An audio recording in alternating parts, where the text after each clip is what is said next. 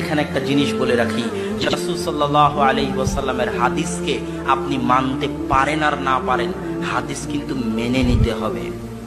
আপনি দাড়ি রাখতে পারেন আর না পারেন, দাড়ি রাখাকে মেনে নিতে হবে যে হ্যাঁ দাড়ি রাখা সুন্নাত। আপনি যদি দাড়ির উপর একটা প্রশ্ন উত্থাপন করেন যে দাড়ি রাখলে কেমন আনস্মার্ট লাগে, দাড়ি রাখলে কেমন খ্যাত লাগে, কেমন খারাপ লাগে, যে কোনো প্রকার বিন্দু মাত্র অথবা এর চাইতে বেশি বেড়ে, এর চাইতে বেশি আগে বেড়ে দাড়িকে নিয়ে যদি ঠাট্টা করেন, বিদ্রুপ করেন, না মেনে নিয়ে যারা পরিমাণ যদি প্রশ্ন উত্থাপন করেন, তাহলে আপনি কাফের। আমার চ্যালেঞ্জ থাকলো, আপনি কাফের। আপনার জানাজাও পড়া হবে না, আপনার কাফনও হবে না, আপনার দাফনও হবে না, মুসলমানের গোরস্থানে আপনার মাটিও হবে না।